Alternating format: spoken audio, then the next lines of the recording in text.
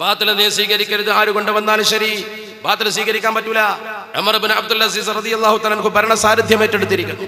മഹാനവറുകൾ തന്റെ ഭരണസാരഥ്യം ഏറ്റെടുത്തുകൊണ്ട് തന്റെ അങ്ങാടിയിലൂടെ സഞ്ചരിക്കുകയാണ്, ജനങ്ങളുടെ അവസ്ഥ വിലയിരുത്താൻ. ഒരാൾ ഉറക്കെ വിളിച്ചു, യാ അമീറൽ മുഅ്മിനീൻ. അദ്ദേഹം നിന്നു, തന്റെ കുതിരപ്പുറത്ത് നിന്നിറങ്ങി. ഒരു സാധുവായ മനുഷ്യൻ അയാളോട് ചോദിച്ചു, നിങ്ങൾ എന്നെ വിളിച്ചുവോ? ഞാൻ നിങ്ങളെ വിളിച്ചു. എന്തിന് നിങ്ങൾ എന്നെ വിളിച്ചു? അയാൾ ഉറക്കെ പറഞ്ഞു, ഞാൻ കേട്ടു, ലഖദ് സമയത്തു അന്നക അമർത മൻ കാന മദ്ലൂമൻ അൻ യതിയക. ലഖദ് സമയത്തു, ഞാൻ കേട്ടു, അന്നക അമർത, നിങ്ങൾ കൽപ്പിച്ചിരിക്കുന്നു എന്ന്, മൻ കാന മദ്ലൂമൻ അൻ യതിയക. ആർക്കെങ്കിലും പീഡനമുണ്ടായാൽ നിങ്ങളെ സമീപിച്ച് നിവാരണം നേടണമെന്ന് നിങ്ങൾ പറഞ്ഞു. അതെ, ഞാൻ പറഞ്ഞിട്ടുണ്ട്. നഅം, ഇവിടെ വാ, നിനക്ക് എന്താണ് വേണ്ടത്? നീ എവിടുത്തുകാരനാ? അനമിൻ അദൻ, ഞാൻ ഏഡനിൽ നിന്ന് വരുന്നു. എന്താ നിന്റെ ആവശ്യം? എന്റെ ഭൂമി ഒരാൾ കയ്യേറി, എനിക്ക് ആകല്പം ഭൂമിയേയുള്ളൂ, ആ ഭൂമി കയ്യേറിപ്പോയി, അതെനിക്ക് തിരിച്ചു കിട്ടണം. നീ എവിടുന്നാ വരുന്നത്? ഏഡനിൽ നിന്നല്ലേ? അവിടെ എന്റെ ഗവർണർ ഉണ്ടല്ലോ, എന്റെ ഗവർണറോട് നീ എന്തുകൊണ്ട് പരാതിപ്പെട്ടില്ല? നീ എന്തിനാ ഖലീഫയെ തേടി ചെറിയ വിഷയത്തിന് ഇങ്ങോട്ട് വന്നത്? ഗവർണർ നിനക്ക് വേണ്ടി നീതി നടപ്പാക്കി തന്നില്ലേ?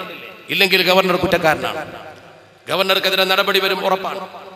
ഈ സാധുവായ മനുഷ്യൻ പറഞ്ഞു, യാ അമീറൽ മുഅ്മിനീൻ, ഞാൻ ഗവർണറോട് പരാതിപ്പെട്ടിട്ടില്ല, ഞാൻ ഗവർണറോട് പരാതിപ്പെട്ടിട്ടില്ല. എന്തുകൊണ്ട് നീ ഗവർണറോട് പരാതിപ്പെട്ടില്ല? ഗവർണറോട് പരാതിപ്പെടാതിരിക്കാൻ കാരണം, എന്റെ ഭൂമി കൈവശപ്പെടുത്തിയത് നിങ്ങളുടെ കുടുംബത്തിൽപ്പെട്ട ഒരാളാണ്, നിങ്ങളുടെ അടുത്ത ബന്ധുവാണ്. നിങ്ങളുടെ ബന്ധുവിനെതിരെ നടപടിയെടുക്കാൻ ഗവർണർക്ക് പ്രയാസമുണ്ടാകും. അതുകൊണ്ട് ഗവർണറെ ഞാൻ ബുദ്ധിമുട്ടിച്ചിട്ടില്ല. മഹാനായ ഉമർ ഇബ്നു അബ്ദുൽ അസീസ് റളിയല്ലാഹു തആല അൻഹു അയാളോട് വളരെ ഗൗരവത്തോടെ പറഞ്ഞു, നീ ഇങ്ങോട്ട് കടന്നു വരാൻ എത്ര പണം ചെലവായി? നീ ഇങ്ങോട്ട് കടന്നു വരാൻ എത്ര പണം ചെലവായി? അയാൾ ഒരു 10-12 ദീനാറിന്റെ കണക്ക് പറഞ്ഞു, ചരിത്ര ഗ്രന്ഥത്തിൽ കാണാം. ആ ദീനാർ നിനക്ക് തിരിച്ചു തരും, പൊതുഖജനാവിൽ നിന്ന് നിനക്ക് തിരിച്ചു കിട്ടും. നിന്റെ വാഹനം ഏഡൻ മുതൽ ഇവിടെ വരെ സഞ്ചരിച്ച് ക്ഷീണിച്ച് അവശമായിരിക്കും, നിനക്ക് ഈ വാഹനത്തിൽ തിരിച്ചു പോകാൻ കഴിയില്ല. നിനക്കൊരു നല്ല ഒട്ടകം ബൈത്തുൽ മാലിൽ നിന്ന് തരും. നീ വിളംബരം ചെയ്യണം, എന്ത് ദുൽമ ആർക്ക് സംഭവിച്ചാലും ഉമറിനെ സമീപിക്കണം, അവന് ചെലവൊക്കെ ഉമർ കൊടുക്കും. മദ്ലൂമായ ഒരു മനുഷ്യനും എന്റെ നാട്ടിൽ ജീവിക്കാൻ പാടില്ല. അള്ളാഹുവിനോട് ഞാൻ കണക്ക് പറയേണ്ടി വരും, എന്റെ പൊതുഖജനാവ് കൊണ്ട് ഞാൻ അവരെ സഹായിക്കും. ഈ സഹോദരൻ പറഞ്ഞു, അമീറുൽ മുഅ്മിനീൻ, അതൊക്കെ എനിക്ക് അങ്ങ് നൽകും, പക്ഷെ എന്റെ പരാതിക്ക് പരിഹാരമോ? നിന്റെ പരാതി ഞാൻ പരിഹരിക്കും. ഇസ്ലാമിന്റെ നീതിബോധം അതാണ്. മഹാനവറുകൾ പരാതിക്കാരൻ തന്റെ കുടുംബക്കാരനെതിരെയാണ് പരാതിപ്പെട്ട് വന്നിരിക്കുന്നത് എന്നറിഞ്ഞപ്പോഴും അവന് യാത്രാ വാഹനവും അവന്റെ യാത്ര ചെലവും അവന്റെ ടിഎയും ഡിഎയും ഒക്കെ എഴുതി കൊടുത്തതിന്റെ ശേഷം ഒരു വെള്ളക്കടലാസിൽ എഴുതി കൊടുത്തു.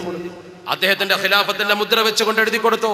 തന്റെ പ്രിയപ്പെട്ട ഗവർണർക്ക്, ഗവർണറെ സംബോധന ചെയ്തുകൊണ്ട് അദ്ദേഹം എഴുതി, നിനക്ക് എന്റെ ഈ സന്ദേശം നിന്റെ മുമ്പിൽ വന്നാൽ, ഈ കിതാബ് ഫലമാ നിന്റെ അടുത്ത് വന്നാൽ, ഈ കിതാബ് നിന്റെ അടുത്ത് വന്നാൽ, ഈ എഴുത്ത് നിന്റെ അടുത്ത് വന്നാൽ, നിനക്ക് നിന്റെ മുമ്പിൽ വരുന്ന ആൾ, ഈ എഴുത്തുമായി നിന്റെ മുമ്പിൽ വരുന്ന ദിവസം, ആ നിമിഷം അത് കൊണ്ടുവരുന്നവൻ, അവന്റെ അവന്റെ ഹക്ക്, അവന്റെ അവകാശം അവന് സ്ഥാപിക്കാൻ സാധ്യമായാൽ, ഇവൻ വന്നിട്ട് ഇവൻ പറയുന്നത് സത്യമാണെന്ന് നിന്റെ മുമ്പിൽ ശരിക്ക് സ്ഥാപിതമായി കഴിഞ്ഞാൽ, നീ അവന്റെ ഹക്ക് തിരിച്ചു കൊടുക്കണം, അവന്റെ ഹക്ക് നീ വാങ്ങിക്കൊടുക്കണം. വളരെ കൃത്യമായി ചരിത്രഗ്രന്ഥത്തിൽ രേഖപ്പെട്ട് കിടക്കും. നീ അയാൾക്ക് അയാളുടെ ഹക്ക് തിരിച്ചു കൊടുത്തിരിക്കണം. അവിടെ വെച്ച് ഉത്തരവിട്ടു. എന്താണ് ആ ഉത്തരവിന്റെ ഫലം? ഫലമ്മാ ജാഅക കിതാബി ഹാദാ, എന്റെ ഈ എഴുത്ത് നിന്റെ മുമ്പിലേക്ക് അങ്ങ് വന്നു കഴിഞ്ഞാൽ, ഇത് കൊണ്ടുവന്ന ആൾ നിന്റെ മുമ്പിൽ വന്ന് വിവരണം നടത്തിയാൽ, ഫൈൻ സബത ലഹു ഹഖ്ഖുൻ, അവൻ അവകാശം സ്ഥാപിച്ചു കഴിഞ്ഞാൽ, സത്യസന്ധമായി കാര്യം നിന്റെ മുമ്പിൽ അവൻ അവതരിപ്പിച്ചു കഴിഞ്ഞാൽ, അവന് നീ അവന്റെ ഹക്ക് വാങ്ങിക്കൊടുക്കണം. ഫഅതി ഹഖ്ഖഹു, അവന്റെ ഹക്ക് കൊടുത്തിരിക്കണം. അവിടെ തന്റെ കുടുംബക്കാരനാണെന്ന് നോട്ടമില്ല. വലൗ കാന ഹബീബൻ ഔ ഖരീബ, അത് ഹബീബാവട്ടെ ഖരീബാവട്ടെ, ഈ നീതി നിർവഹണമാണ് പരിശുദ്ധ ദീനിൽ ലോകോത്തരമാക്കിയത്. ഇതാണല്ലോ പരിശുദ്ധ ദീനുൽ ഇസ്ലാമിനെ ലോകത്ത് വളർത്തിയത്. സത്യവും ധർമ്മവും എവിടെയുണ്ടോ സ്വീകരിക്കും, ചാഞ്ഞും ചെരിഞ്ഞു നിൽക്കില്ല. അള്ളാഹുവിന്റെ ഖുർആൻ പോലും പറഞ്ഞു, നിങ്ങൾ സത്യത്തിന് വേണ്ടി നിലകൊള്ളണം. കുനൂ ഖവ്വാമീന ലില്ലാഹി ശുഹദാ ബിൽ ഖിസ്ത്. അള്ളാഹുവിന്റെ പരിശുദ്ധ ഖുർആൻ പറഞ്ഞു, വലാ യജ്രിമന്നകും ശനാനു ഖൗമിൻ അല്ലാ തഅദിലു. ആരോടെങ്കിലും വിദ്വേഷമുണ്ടെങ്കിൽ പോലും അനീതി ചെയ്യരുത്. എഴുതിലൂ, നീതി തന്നെ ചെയ്യണം. ഹുവ അഖ്റബു ലിത്തഖ്വ, ഭക്തിയോട് സമീപസ്ഥമായത് നീതിയാണ്. നീതിയില്ലാത്തവന് ഭക്തിയില്ല, നീതിയില്ലാത്തവന് ഭക്തിയില്ല. നിങ്ങൾ 1000 തവണ നമസ്കരിച്ചത് കൊണ്ട് ഫലമില്ല, നീതി ചെയ്യണം, സത്യമേ പറയാവൂ. അള്ളാഹുവിന്റെ ഖുർആൻ പറഞ്ഞു, ഹുവ അഖ്റബു ലിത്തഖ്വ, പോരാ, വത്തഖുല്ലാഹ് വത്തഖുല്ലാഹ്, നിങ്ങൾ പടച്ച റബ്ബിനെ പേടിക്കണം. നിങ്ങൾ റബ്ബിനെ പേടിക്കണം. റബ്ബിന്റെ കോടതിയുണ്ട്. നിങ്ങൾ ഇവിടെ തെറ്റ് ചെയ്താൽ അവിടെ വിചാരണ ചെയ്യും. സത്യസന്ധമായി പരിശുദ്ധ ഖുർആൻ പറഞ്ഞു. നിങ്ങളതൊന്നും ചെയ്യുന്നില്ലെങ്കിലോ ഇന്നല്ലാഹ ഖബീറും ബിമാ തഅമലൂൻ, അല്ലാഹു നിങ്ങൾ പറയുന്നതും പ്രവർത്തിക്കുന്നതും മുഴുവൻ അറിയുന്നവനാണ് എന്ന് പറഞ്ഞുകൊണ്ട് പടച്ച റബ്ബ് നമ്മുടെ മനസ്സിനെ പേടിപ്പിച്ചു. നമ്മുടെ ധർമ്മത്തിന്റെ അതിർവരമ്പിൽ നിർത്തി ഈ നിയമം മനുഷ്യന്റെ മനസ്സിലേക്ക്, ആ നിയമം ബാഹ്യ നിയമങ്ങൾ കൊണ്ടൊരു പ്രയോജനവുമില്ല. ബാഹ്യ നിയമങ്ങൾ കൊണ്ട് എന്താ പ്രയോജനം? ബാഹ്യമായ നിയമം ഇപ്പതാ നമ്മുടെ ലോ റിഫോർമേഷൻ കമ്മിറ്റി പുതിയ നിയമനിർദ്ദേശങ്ങൾ കൊടുത്തിരിക്കുകയാണ്. ഈ പുതിയ നിർദ്ദേശത്തിൽ എന്തൊക്കെയാ ഗവൺമെന്റിന് കൊടുത്തിരിക്കുന്നത്? നമുക്ക് അംഗീകരിക്കാൻ പറ്റുമോ? ഗവൺമെന്റിനെ കുറ്റപ്പെടുത്തിക്കൊണ്ടല്ലേ ഞാൻ പറയുന്നത്. ഗവൺമെന്റ് അങ്ങനെ ഒരു കമ്മീഷനെ വെച്ചൊരു നിയമം നടപ്പാക്കുമ്പോൾ മുസ്ലിം സമൂഹത്തെ കൂടി ബാധിക്കുമ്പോൾ സ്വാഭാവികമായി മുസ്ലിം സമൂഹത്തെ ചർച്ചക്ക് കൂട്ടണ്ടേ? അവരുടെ അഭിപ്രായങ്ങൾ ക്രോഡീകരിക്കണ്ടേ? ഗവൺമെന്റ് അത് സ്വീകരിക്കാൻ പോകുന്നു. സ്വീകരിച്ചാൽ എന്തു ചെയ്യുമെന്ന് നമുക്കറിയില്ല.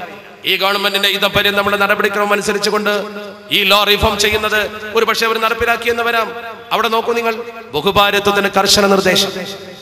ചില ചാനലുകൾ നിരന്തര ചർച്ചയാണ്.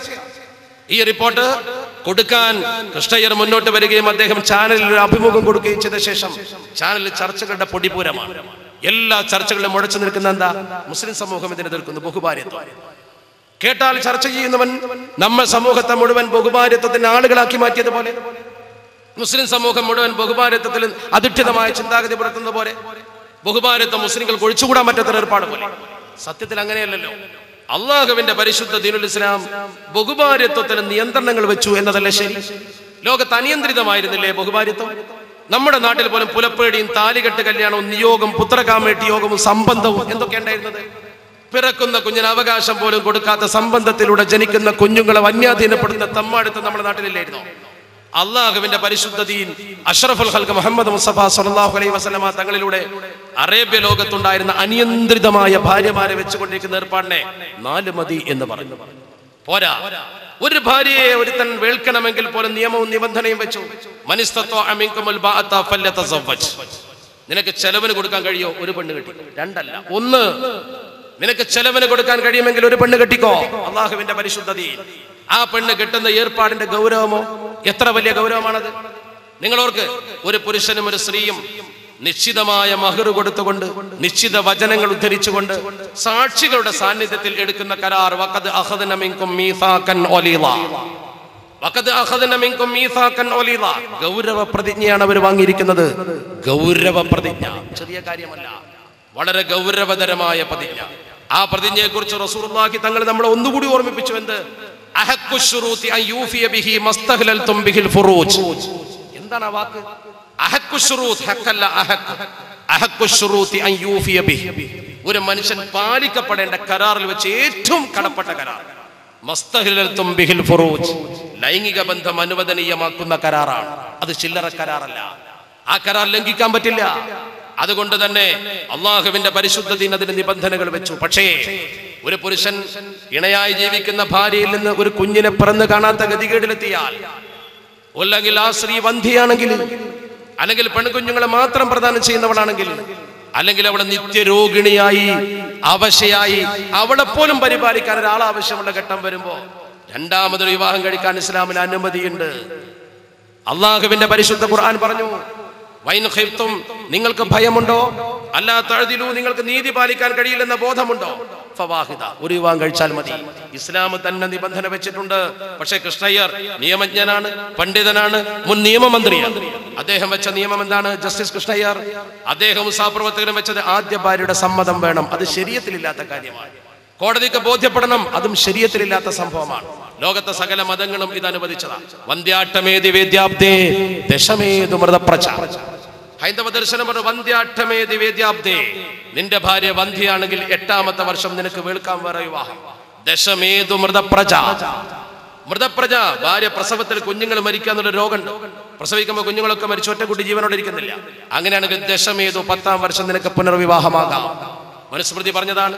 ഏകാദശേ ശ്രീജനനി, ഏകാദശേ 11ാം കൊല്ലം വിവാഹം കഴിക്കാം. സ്ത്രീ ജനനി, പെൺകുഞ്ഞുങ്ങളെ പിറക്കുന്നുള്ളൂ.